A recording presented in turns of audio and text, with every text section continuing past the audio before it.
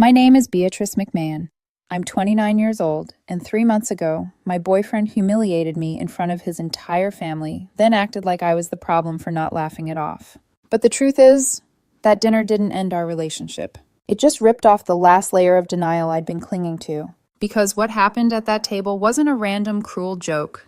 It was the final sentence in a paragraph he'd been writing for months. One tiny correction at a time, one suggestion at a time, one subtle little reminder that he believed I should be grateful he picked me. At the time, I worked as an operations coordinator for a logistics company in Pennsylvania. Not glamorous, not something that makes strangers go, wow, but it paid the bills and then some. I lived alone in a 2-bedroom apartment in a decent neighborhood. I drove a 2019 Honda Accord I maintained like it was a sacred ritual. Oil changes on schedule, tires rotated, no weird dashboard lights ignored just because I didn't want to deal with them. My life wasn't flashy, it was built, and I was proud of that. My apartment wasn't luxury, but it was mine. Every piece of furniture earned slowly over time like a collection of proof that I could stand on my own. I'd graduated from the cheap, wobbly particle board stuff and invested in real adult furniture. A leather couch I found on sale after stalking the price for weeks. A dining table that seated 6, even though most nights it was just me, because I liked the idea of people around it someday. I even bought quality kitchen knives because cooking with dull blades makes you hate your own existence. Everything had a place. Everything made sense. I kept a budget spreadsheet. I liked routines. I liked knowing what the next week looked like. Some people call that boring. I call it peace. I'd been single for about 8 months before I met Jason Miller. The relationship before him ended because I was too predictable, too structured. Apparently my idea of a good weekend, gym, groceries, a woodworking project, maybe dinner with friends, didn't match the kind of chaos my ex thought was exciting. So after that breakup, I focused on myself. I hit the gym regularly. I picked up woodworking, which was partly therapy and partly a way to prove I could make something solid with my own hands. I learned how to exist without drama. And honestly, I started to like myself more than I had in years. Then, last September, my coworker Brandon invited me to his birthday party. It was one of those loud gatherings where the music is too high, the wine is too cheap, and people talk in circles because they can't hear each other. I almost didn't go, but I did, and that's where I met Jason. He was visiting from Pittsburgh, a friend of Brandon's girlfriend, some college connection. Jason had this artsy, effortless vibe that made it feel like he lived in a different universe than me. Vintage band shirt, hair that looked like it was messy on purpose, the kind of smile that made you think he'd never had to fight for attention in a room. We ended up talking by the snack table, bonding over the terrible wine and those suspicious little cheese cubes that always taste like plastic. It started as jokes. Then it turned into actual conversation. He asked about my job, and instead of pretending to understand, he asked follow-up questions. I told him about woodworking, expecting the usual polite nod, but he leaned in like it mattered. When I admitted I was obsessive about budgeting, he didn't laugh. He said, "That's kind of hot, actually. Like you have your life together." That line should have made me suspicious. Instead, it made me feel seen. We exchanged numbers and texted that same night. No weird 3-day waiting game. No pretending not to care. Coffee dates turned into dinners. Dinners turned into weekend trips. Jason loved antique shops. Like hunting through other people's discarded lives made him feel inspired. He'd hold up something random, a chipped mirror, a weird lamp, a cracked vinyl sleeve, and talk about it like it was treasure. Being with him felt easy at first. He said he was tired of women who couldn't commit to anything beyond the next hour. He called me his stable rock, his anchor. I took it as a compliment because so many people use stable like it was an insult. After 3 months of driving back and forth, because Pittsburgh was about 45 minutes away, Jason suggested I meet his parents. His father, Richard, owned a small accounting firm. His mother, Patricia, was a nurse practitioner. He had an older brother, Kevin, who worked in finance and explained it so poorly I wasn't convinced he even knew what he did. His younger sister, Danielle, was away at college studying environmental science. Meeting the parents felt like a milestone. I prepared like it was a job interview. I brought flowers for Patricia. I asked Jason what his dad liked, and he mentioned a vintage Mustang Richard was restoring. So I read up on Mustangs, just enough to sound like I cared, without sounding like I was trying too hard. Dinner went well. Patricia adored the flowers. Richard warmed up the moment I asked about the Mustang. We spent almost an hour in the garage looking at it, and I realized he was the type of man who documented everything. He had a 3-ring binder of restoration decisions, like the car was a legal case. Kevin barely spoke, just scrolled his phone and smirked at random moments. Patricia kept apologizing for him, saying he was stressed. Danielle wasn't there, but everyone mentioned her like she was the family's bright light. Before we left, Patricia hugged me and said I should come back any time. Richard shook my hand and said, "You're good people."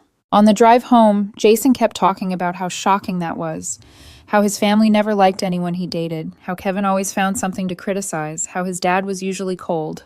"And you just won them over," he said, like I'd passed a test I didn't know I was taking. After that dinner, my apartment became our default. Jason said my place was better. Better coffee maker, better kitchen setup, better everything. I had more space, I had organization, I had quiet, I had stability. And he liked that, until he started trying to improve it.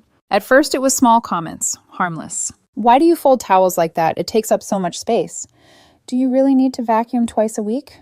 You could fit more stuff in here if you got rid of some of this furniture." I answered calmly. I explained my logic. Towels folded that way kept the closet neat. Vacuuming helped my allergies. I liked open space because clutter made my brain itch. Jason would smile and say, "Okay." But his eyes said something else. They said, "You're cute when you think you're right." Around month 7, the comments sharpened. "You could just meal prep everything instead of cooking every night. Why are you still balancing your budget like it's 2005? You're spending Saturday organizing your toolbox? Beatrice, just leave it." It wasn't curiosity anymore. It was critique, disguised as concern, like he was optimizing me, like I was a system that needed debugging. And then his antique shop finds started accumulating in my apartment. A vintage lamp that didn't match anything. An Art Deco mirror he swore would elevate the vibe. Random plates displayed on my bookshelf like my books were decoration, not things I actually used. When I suggested we talk about where things would go before he just placed them, he got defensive. "I thought you wanted me to feel comfortable here," he said, like I'd accused him of committing a crime. "I thought we were building a life together." That sentence, "building a life together," should have sounded romantic. Instead, it landed heavy in my chest. Because somewhere along the line, Jason stopped visiting my home and started acting like it belonged to him too. And I didn't realize it yet, but the ground under my feet was already shifting, quietly, steadily, toward a moment that would finally force me to choose myself. If I'm honest, the change didn't happen all at once. That's the part people don't understand when you tell stories like this later. They ask why you didn't leave sooner, why you didn't see it, why you didn't put your foot down. But control almost never kicks the door in. It slips through the cracks while you're busy convincing yourself you're being reasonable. After that first family dinner, Jason started spending most weekends at my place. Then some weekdays. Then most nights. At first he'd ask, "Mind if I come over tonight? Is it okay if I work from your dining table tomorrow?" Then he stopped asking. "I'll be there around 7. I'm already on my way. I grabbed groceries. We'll cook at your place." Somehow, my apartment became the default without us ever naming it that. He had a key by then, which made sense at the time. We were together. We trusted each other. Or at least, I thought we did. I'd come home from work and Jason would already be there, headphones on, laptop open, my dining table covered in his design books and colored pens. He worked remotely, so my quiet, structured space suited him, at least in theory. But the more time he spent there, the more he started to treat my routines like problems that needed solving. "Why do you always do laundry on Wednesdays?" he asked one night as I folded clothes. "Because it fits my schedule," I said. "But wouldn't it make more sense to wait until the weekend and do it all at once?" That word again, sense. It wasn't curiosity, it was evaluation. He questioned how I stocked my fridge, why I bought fresh vegetables instead of frozen, why I spent extra money on coffee beans instead of buying the cheapest option, why I balance my checkbook manually when everything's digital now. Each comment landed like a tiny pebble, easy to ignore on its own. But together, they started to weigh me down. When I tried to explain myself, Jason would smile, nod, and say, "Okay," in that tone people use when they've already decided you're wrong. His things kept multiplying. A drawer of clothes became half my closet. His toiletries spread across my bathroom counter. That expensive hairdryer he insisted on buying took up more space than my actual necessities. Then came the decor, always decor. Every weekend he brought something new from an antique shop, something he insisted had character, something that just needed the right space. My clean, minimalist apartment slowly turned into a collision of my order and his chaos. I didn't mind compromise, I just wanted a conversation. So one night, after he'd placed yet another random item on my bookshelf without asking, I said carefully, "Hey, can we talk about where things go before we set them up? Just so it still feels like my space too?" The air shifted instantly. "I thought you wanted me to feel comfortable here," he said, hurt flashing across his face. "I do," I replied. This is still my apartment." "We're together," he shot back. "I thought we were building a life. Why are you being so controlling about furniture?" Controlling. That word stuck with me. I wasn't trying to control him. I was trying to recognize my own home. But the conversation went nowhere. Jason shut down, and I ended up apologizing just to restore peace. I told myself relationships required compromise, that love meant flexibility, that I couldn't expect everything to stay exactly the way I wanted it.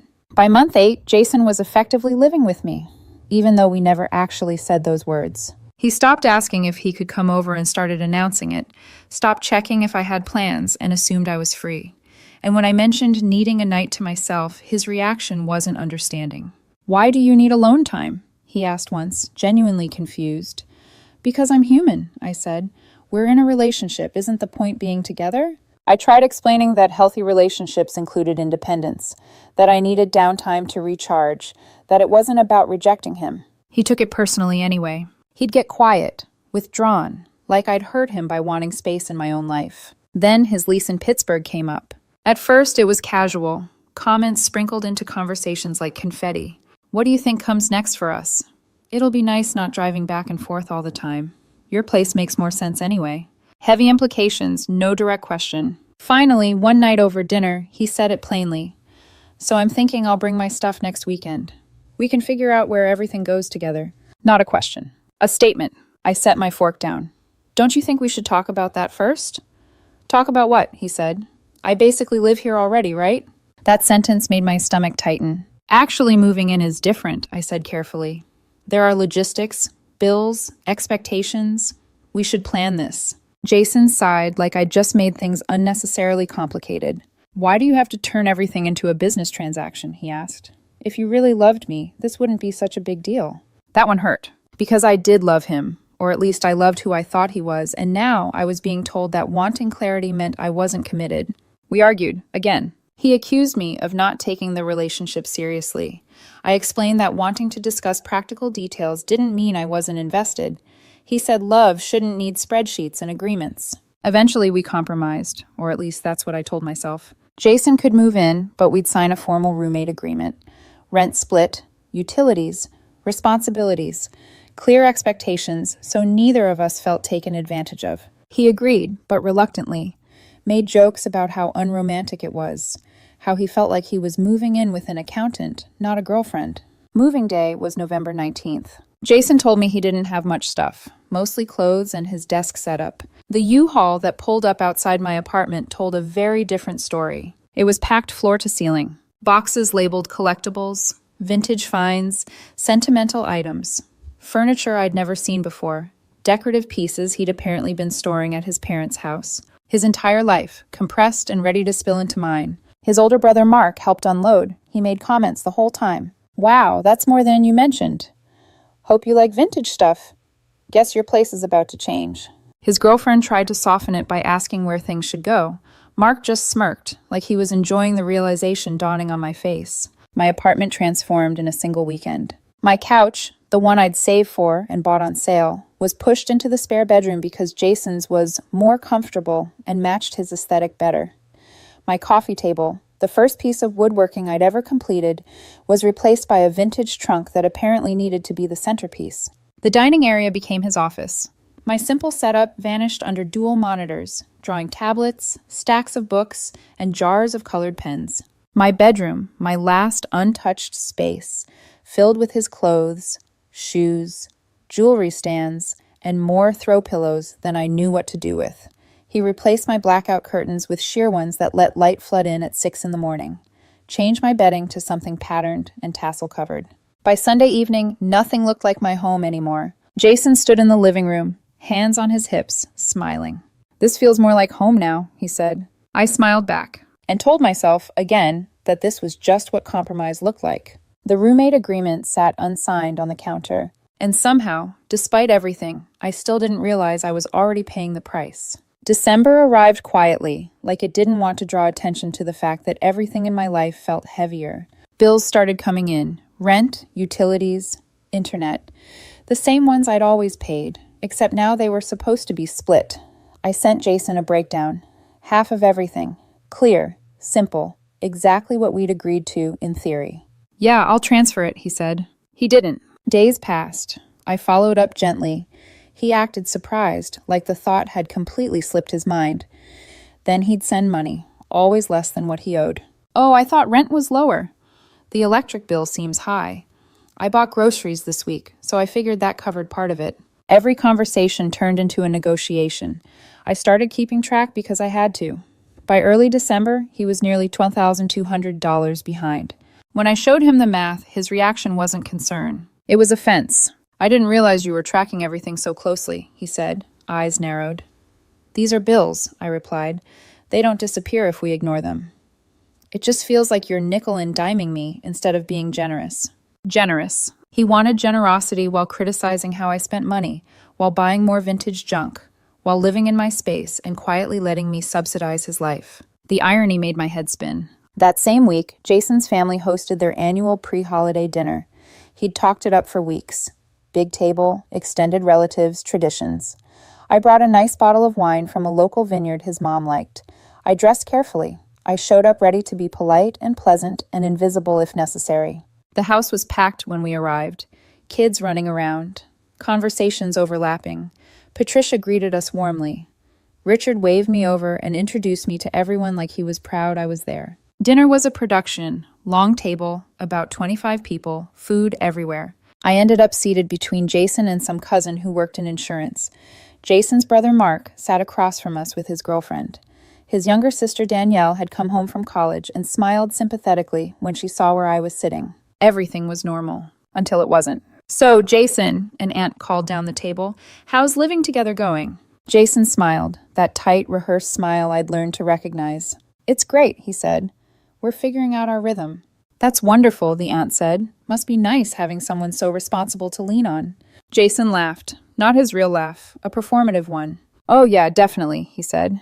"Although sometimes I think Beatrice might be a little too responsible." A few uncomfortable chuckles. Patricia frowned. Danielle glanced at me. "Too responsible?" the aunt asked. "I just mean," Jason continued, warming up now, "everything's so structured, every dollar tracked, every hour planned. Sometimes it feels like I'm living inside a spreadsheet." More laughter, this time sharper. I felt heat crawl up my neck. "But structure's good," Patricia offered quickly. "You balance each other." "I guess," Jason said, shrugging. "Though sometimes I wonder if I lowered my standards a bit to make it work." The table went silent. Forks froze. Conversations died mid-sentence. Even the kids seemed quieter in the next room. I turned slowly to look at him. "What do you mean by that?" I asked. Jason stared at his plate. "I just mean you're stable and reliable, but you're not exactly exciting." Danielle spoke up. "Jason, what the hell?" "I'm being honest," he said. "Everyone talks about how honesty matters in relationships." "There's honesty," Danielle snapped, "and then there's just being cruel." Jason finally looked at me. "You should actually thank me for lowering my standards to date you.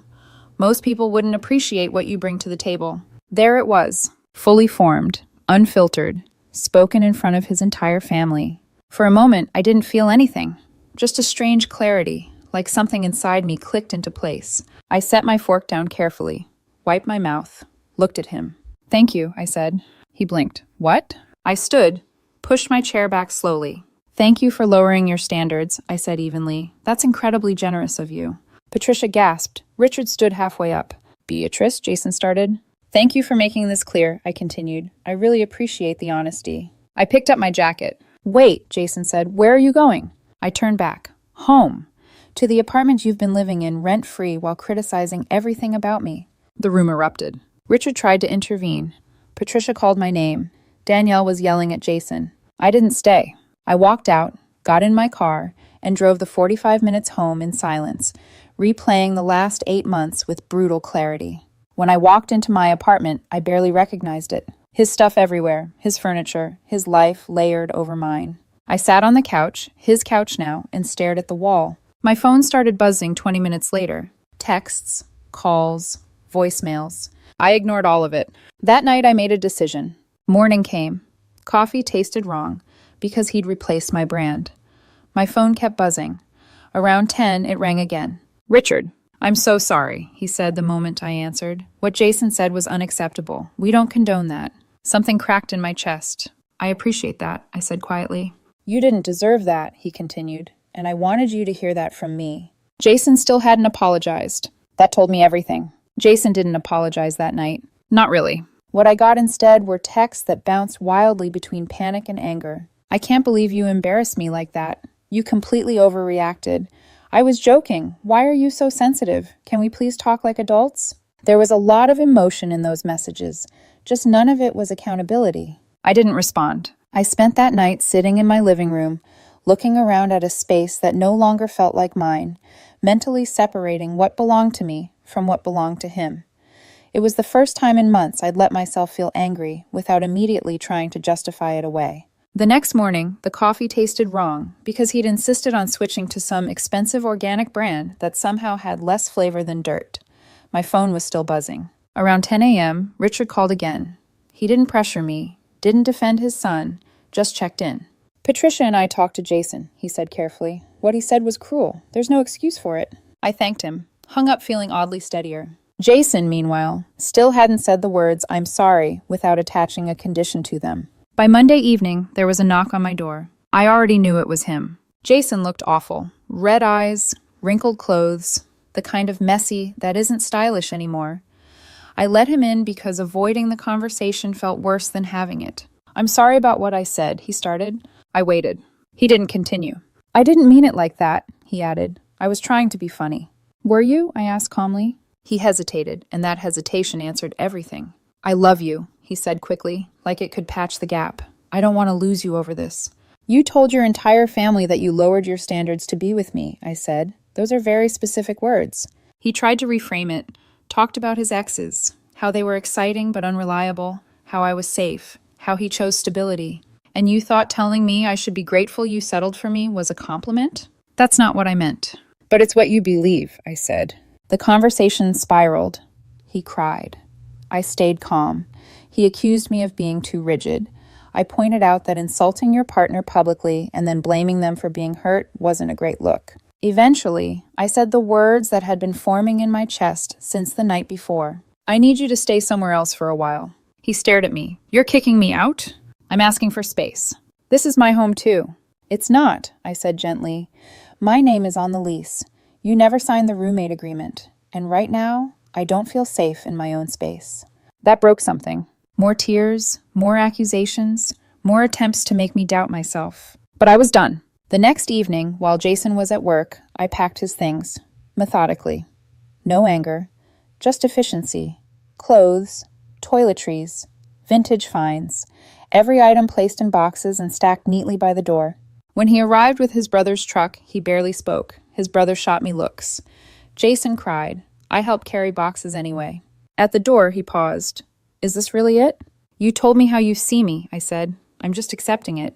They left. I closed the door and exhaled, deep, full, like I'd been holding my breath for months. That was 3 months ago. Since then, life has been quieter, cleaner, mine again. I blocked Jason everywhere after a long email where he accused me of abandoning him and proving his point about me being too rigid. I didn't finish reading it. Richard called a few times to check in. Danielle texted to apologize for her brother and ask if I was okay. We still get coffee sometimes. She's good people. Jason, as far as I know, is dating someone more exciting, living back with his parents. Still the same. And me? I replaced my blackout curtains, put my furniture back, made coffee the way I like it, organized my toolbox on a Saturday without anyone telling me